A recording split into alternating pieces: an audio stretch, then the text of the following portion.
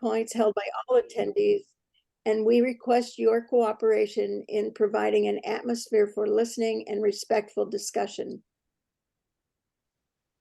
I'd like to introduce tonight our moderator, Rebecca Schaefer-Neitz.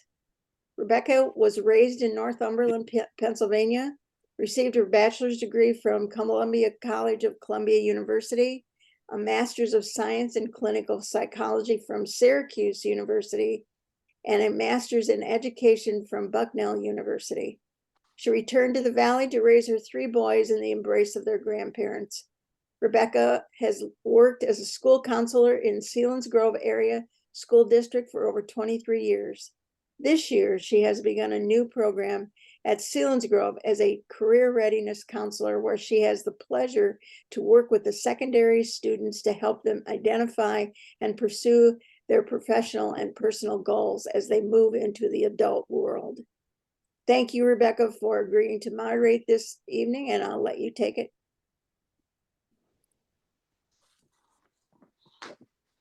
Good evening. As you just heard, my name is Rebecca Schaefer-Neitz.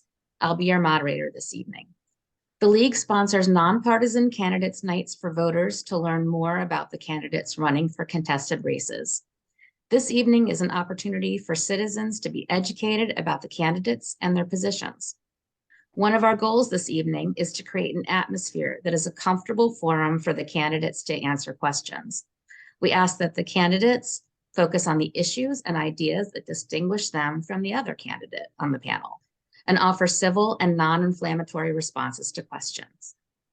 All audience members will be video and audio muted for this event, and the chat is closed to the audience.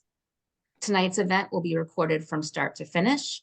Within the next few days, the complete and unedited recording of this event will be published on YouTube. Links to this recording will also be available in our League's Facebook page, League of Women Voters, Lewisburg area, and on the website, lwvlewisburgarea.org. This evening, the panelists will be asked questions that were received from people who registered to attend this event, as well as questions prepared in advance by our League's Voter Services Committee. League questions were developed from a variety of sources, including suggestions from League members and research into online information about East Buffalo Township issues. Questions were screened using the following criteria: that they are relevant to current issues and to the office being considered, that they are carefully phrased to prevent bias and partisanship, that they are questions relevant to all candidates for the office in question, that they are comprehensive, that they are non-inflammatory or a gratuitous attack on another candidate, and that they do not duplicate questions already asked. Our panel tonight will consist of candidates for East Buffalo Township Supervisor. There are 3 supervisors for each of our local townships, one being elected every 2 years. The Board of Supervisors is the legislative body of the township in setting policy, enacting and enforcing ordinances and resolutions, adopting budgets, and levying taxes. The supervisors are responsible for planning and zoning, road maintenance, providing for fire and police protection, hiring employees, and the administration of financial affairs. They are also involved with Central Keystone Cog, CEDACOG, sewer enforcement, recreation, and other affairs affecting the health, safety, and welfare of township residents. Their term is 6 years. In advance of this event, we invited both candidates for this position to submit written responses to the following question: what do you see as the biggest challenge your township faces at this time, and how would you address it?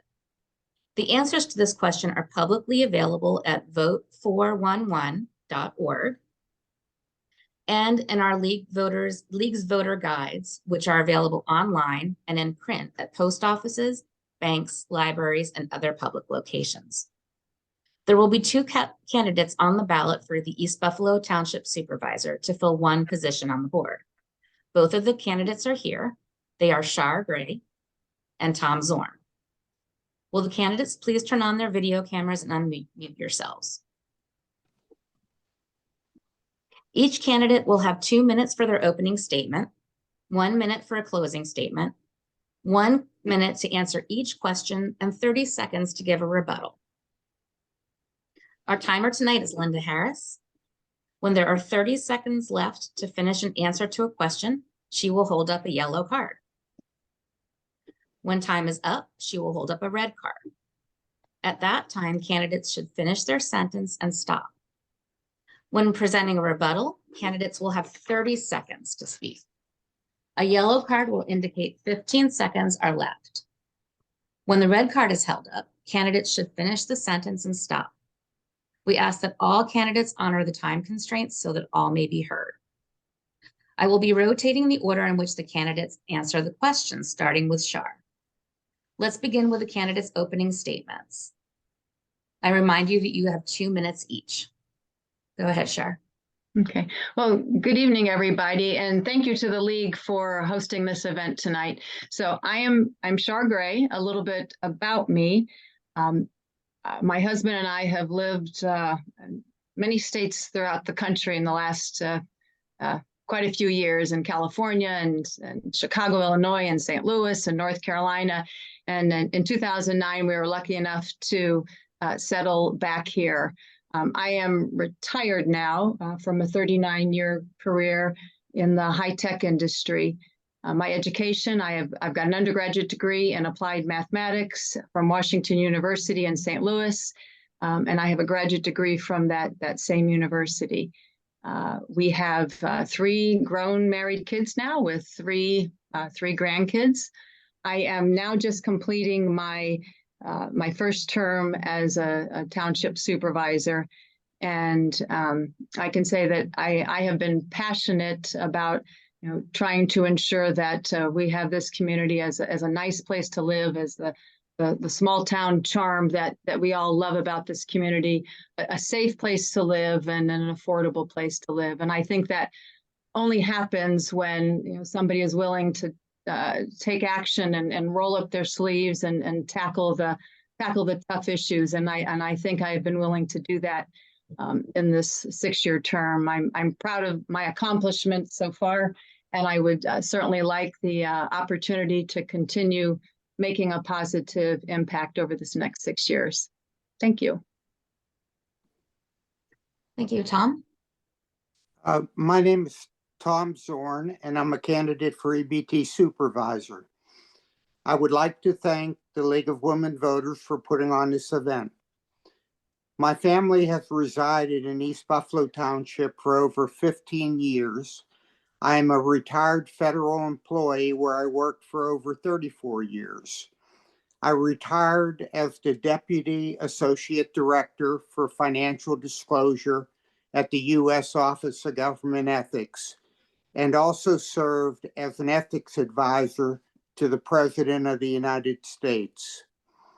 I served as an EBT supervisor from 2010 to 2016 and accomplished the following: helped to establish the Buffalo Valley Regional Police Department, brought to completion the Penthouse Commons development that has increased tax revenue to EBT, led recycling efforts to introduce single stream recycling and the opening of Saturday drop-offs, oversaw the building of a new township complex, supported and strengthened the fire department, modernized the township government and hired the first township manager, and introduced an ethics conduct policy for all township officials.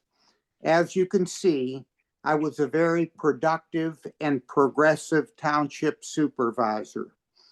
I would again like to apply these same leadership skills and abilities to another term in office as EBT supervisor. Thank you.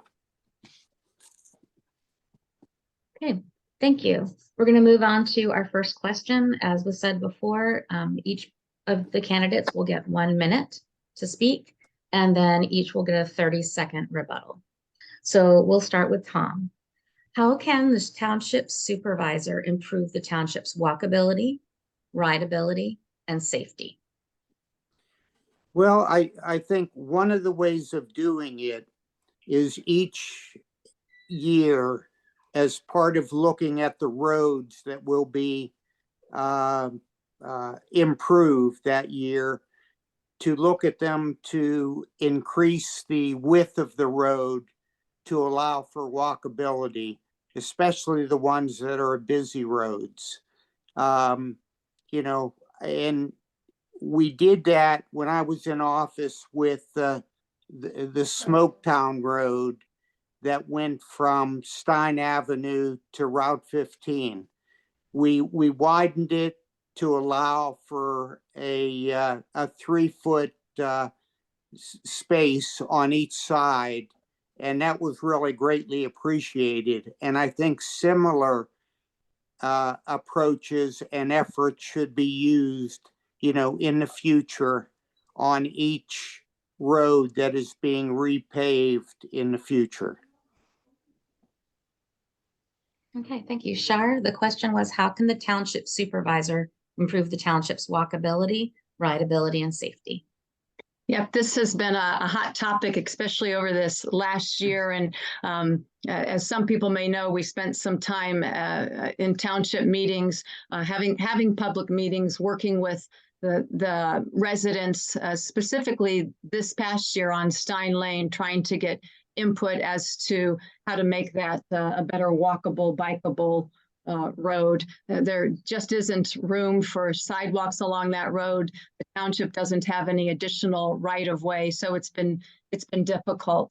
But we did get some good ideas and put some things in place with signage and road signage, and we'll continue to do that. We'd also, the Walk It, Bike It group had started and had some very good ideas about possible routes through town that would be safer for kids. And I think I'd like to pursue that with the Walk It, Bike It group as well.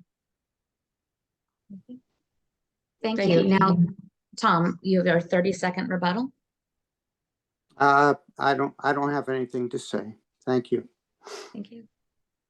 All right, so we're going to move on to our next question. And this one will start with Shar. Concerning policing, fire protection, and EMS technology and response times, how effective are these services today? And what can be done to maintain and improve the quality and readiness of these departments? The police, we do have a full police force, and we've got 14 active officers, and they answer about 400 calls per year. And we've got coverage, 24-hour coverage, usually 1 to 2 people every evening, overnight. So I feel like we do have solid coverage and solid response. We also have a fully staffed fire department now. It used to be a volunteer department, and now we have a staff of, gosh, it's somewhere between 12 and 20 firemen. They answer, I think if you count all the EMS calls, it's probably 7,000 calls a year. And I'm very proud of both those organizations. From our budgeting standpoint, these two do get certainly a strong portion of our overall budget. Thank you. Tom, concerning policing, fire protection, and EMS technology and response times, how effective are these services today, and what can be done to maintain and improve them? The services today are excellent. I was involved in forming the regional police department, and the combination of the two departments turned out to be an incredibly successful event. The fire department, likewise, is now a combination fire department with volunteers and hired staff, and they are very effective. To keep both of those effective, it's necessary to make sure that funding is kept up to ensure that effectiveness. And that is especially true with the fire department, who currently has a need for a capital replacement budget for their equipment. But I think if that's done, both the fire and police will continue to be very effective. Okay. Thank you. Shar, would you like rebuttal? Yeah, one of the things that I was actively involved in drafting and negotiating this year was the revised police contract. And I feel with that revised contract, it will clear up some of the ambiguity from the last contract and put us on good solid footing to ensure that both municipalities, the borough and East Buffalo Township, move forward amicably in that contract. Tom? No, nothing, please. Okay. Thank you. So the next question, we will start with Tom. Are there additional ways that intergovernmental cooperation can be used to address costs and future needs? That is really a very interesting question because, you know, in the past, there has been some talk of consolidation of East Buffalo Township and Lewisburg. I think the approach that needs to be taken, though, is just increased cooperation between the two, and that can assure some savings, you know, on both municipalities' parts. Also, you know, that same relationships should be maintained with the other surrounding municipalities. And I know when it comes to different projects, different public service projects, that the municipalities do work together, and that greatly enhances and makes them more effective. Okay, thank you. Shar, the same question to you. Additional ways that intergovernmental cooperation can be used to address costs and future needs. Yeah, so far today, we share services with the police, the fire, sewer, and recreation, and those will continue. We also, and Tom had mentioned this, what East Buffalo does today is it actually shares equipment and some manpower with some of the other local municipalities, so that we get economies of scale from some of this equipment that can cost couple $100,000, and so it's shared between more than one municipality, and certainly spreads that cost around. And it's nice to see that there's even shared manpower between Buffalo Township and Kelly Township and East Buffalo Township. It's really great to see one municipality helping out another in terms of not only equipment, but in terms of manpower as well. And that will continue, and we're always looking for those opportunities to get those economies of scale. Thank you. Tom, would you like to rebut? No. All right. So the next question starts with Shar. Some residents are concerned that current brush and leaf pickup is not adequate. Do you see a need for the township to provide a place to drop off brush and leaves and/or increase pickup times? Two things. One of the things that we have started to investigate is to have a place for residents to drop off brush and leaves. It's just in its infancy, but we have started talking about it, and I'm hopeful that that we'll see something in the next year for that. In terms of additional pickup, we have several times in the spring and several times in the fall, and we'll even do additional, like I think it was last year, the leaves fell later than usual, so our guys did come through and do an additional pickup for leaves. We have 51 miles of roads in East Buffalo Township. It's a lot of area to tackle, and I think if we continue to hear from residents that it's not adequate, that is certainly something that we address.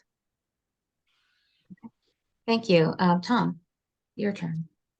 I think there's 2 points that I've heard frequently from township residents, and that's that pickups end too early in the year. They should be continued for another month or two in the fall. The second concern that I hear is that there's no place for brush pickup or take to. And that's what Shar had mentioned. I'm glad to hear that there's something in the works. That is definitely needed, because I know that right now some of our citizens go to Lewisburg and drop off their stuff, and they're not permitted to do that.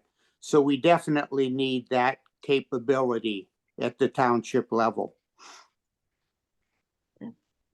Thank you. Would you like to rebut, Shar? Would you like to Yes, rebut? one other thing to add is when we've had storm damage, which a couple of times, I know even just this last year, there's been storm damage. We've made some unscheduled pickups for the branches and bigger branches that have come down in people's yards. So we do try to accommodate even for those unforeseen situations. Thank you. Tom, would you like 30 seconds? No. Okay. So the next question, we'll start with Tom. The current recycling center hours make it difficult for some residents to use it. How can this be addressed? Well, with you're talking about hours, that means that, to improve it, the hours have to be expanded. So expansion of the current hours and possibility for a second Saturday drop-off opening, I think would be very well accepted and needed. Okay, thank you. Shar. Well, and I will echo what Tom said in terms of, there certainly is the option to do expanded hours on weekend or later. We do like to have a township employee there at the recycling center to make sure that things are put in the proper containers, and they often help with help to unload recycling for people as well. So that would have to be coordinated in terms of their hours, but that's certainly a possibility to take a look at expanded hours or additional Saturday hours. Thank you. Tom, would you like to rebut? No. Okay. So the next question, we'll start with Shar. Turtle Creek Park has been a welcome addition for dog owners. How can the township address additional needs for green spaces and recreational areas? This is one thing we actually looked at a few years ago, just taking a look at the footprint of East Buffalo Township and trying to identify areas that could be park space. There wasn't a lot. Turtle Creek Park at that time wasn't available, although we did have it on our radar. There is 9 acres in the Spruce Hills development that we will also be developing as a park that has been township owned, but there hasn't been anything done with that. And so we are pursuing just having a little neighborhood park in that area. Also Fairground Road, we do have a grant and we'll be using that grant money this next year to finish up the restoration of that park. That'll have some playground equipment and additional walking trails, a little picnic pavilion. So we are addressing those needs right now. Thank you. Tom. I think the addition of Turtle Creek Park in general was a great addition to the township. And I have to give credit to Shar for doing that. In addition to the parks that we have right now, I think there's a need to look for land to develop a park that is an active park where there are ball fields that are available. And, it's going to be a tough thing to do, but I think that should be a goal for the township in the future. Thank you. Shar, do you want to rebut? Yes, the research that was done a couple of years ago with a landscape architect identifying areas, we could certainly revisit that to see if any of those areas have opened up. Tom mentioned some, pickleball courts is a very big one these days, and I know folks have been asking for additional space for that as well. And we're limited, and they're shared use today with the tennis courts. But this is an important topic for me. This whole outdoor recreation space. Thank you. Tom? Nothing. Okay. All right, so we're going to move on to this question to start with Tom. How can the expansion of services be planned efficiently so that residents are not overburdened with increased taxes? Boy, that's an interesting question. I think, just making certain that, that the use of the township employees, that they're used in the most efficient way. I don't see where there's a lot of duplication of effort. And, I think the township right now is doing the best that they can to be as efficient as they can. And I think that needs to continue in the future. Okay. And Shar, same question for you. Yep. Can you repeat the question? Absolutely. How can the expansion of services be planned efficiently so that residents are not overburdened with increased taxes? Okay. So one thing I'll note is over the last 6 years, we have actually reduced taxes. In 2018, they were 4.5 mils per thousand, and we have reduced them down to 3.7. So we are a healthy township, and even with increasing our budget, we've been able to reduce taxes and offer additional services. I think one of the things, and I certainly helped spearhead this year, is to take our funds and put them in higher yielding investments, safe Pennsylvania investment, and that has yielded us, a couple $100,000 additional dollars of revenue that then can be used as part of our general fund. Thank you. Tom, would you like to rebut? Nothing. Okay. So this question goes to Shar. Is there an important issue that hasn't been raised tonight that you would like to discuss?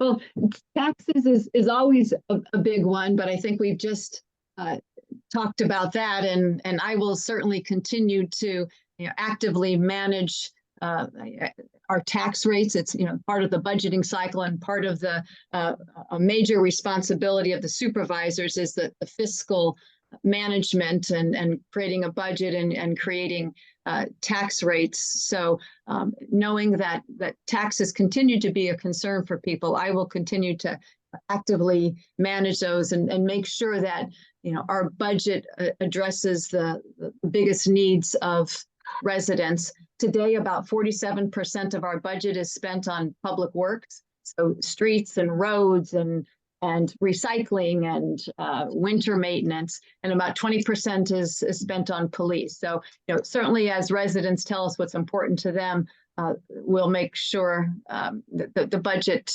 corresponds to residents' needs. Okay, thank you. So Tom, same question. Over 20 years ago, the League of Women Voters did a survey of residents to find out what the most important issues were to them.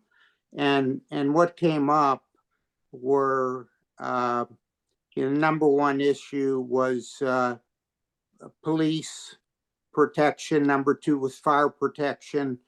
3 and 4, I think, were taxes and roads. And one thing we haven't talked about much tonight is the need for road repair, and doing that very efficiently. And I think the current tar and chipping that is done may not be the best way to handle it. There is a process out there called microsurfacing that I think should be looked into to improve the roads. And I think that is something that the township residents would really like to see and have us consider in the future. Okay, thank you. Char, you have your opportunity for rebuttal. Yeah, there are 51 miles of roads in East Buffalo Township, and they are on a cycle. Our roadmaster handles this of when they need to be fixed and maintained. As he says, you want to maintain a good road, keep a good road good, and fix a bad road. Tar and chipping is about 7 times less expensive than paving. And it does help extend the life of a road, which is why it's done today. Okay, thank you. Tom? I agree that tar and chipping is a lot cheaper than asphalting, but I'm not talking about asphalting. I'm talking about a process called microprocessing that, has been done on one road in the past and should be looked into to doing and using in the future. Okay, thank you. So now is the time for the closing statements. You'll have 1 minute to complete your closing remarks. And as I'm going back and forth, Tom, that would be your start. Okay, thanks again to the League of Women Voters for putting on this event. My experience with over 40 years of federal and local government service clearly shows I'm qualified to do the job. My prior 6 years as EBT supervisor was the most progressive and productive time in the history of the township, resulting in an unheard of amount of accomplishments, including in part building a new township complex, developing Penthouse Commons, and establishing the regional police department. As you can see, I have been there and done it before, and I would like to again serve as township supervisor. Thank you. Thank you. Now, Char, your minute for closing statements. Yes, thank you. I'd like to highlight some of my accomplishments over this last 6 years, and I've mentioned some of these already. One is being actively involved in the lowering of our taxes from in the general fund from 4.5 mils to 3.7 mils. We also offered a 20% tax rebate in 2020. I actively pursued safe investment options, which has yielded several $100,000 in interest for the township. We acquired Turtle Creek Park, and that was without use of township funds. We have adopted and revised a number of ordinances. There's 27 different ordinances, but we're tackling them little by little. I helped to negotiate the new police contract. I'm very active in our commissions and authorities, including the Rec Authority and Police Commission, and I am passionate about keeping our community safe, happy, and I got to stop, so I didn't finish, but thank you. So, Char, Tom, thank you so much for participating in this event. The League and the voters of Union County appreciate your willingness to present yourselves to them at this event and share what you feel are the important issues. Thank you. Thank you.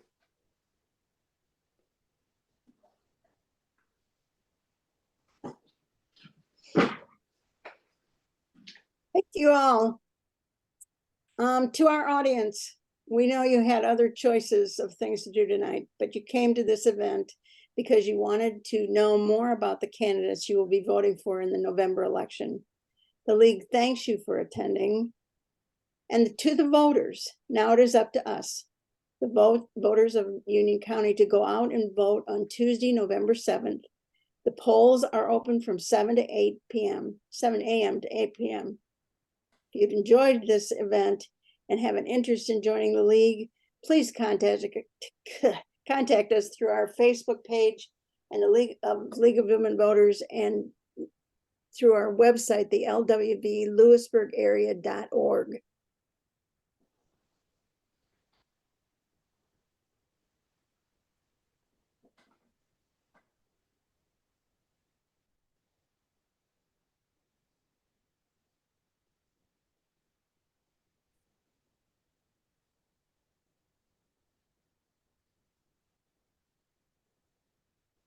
Did they end it?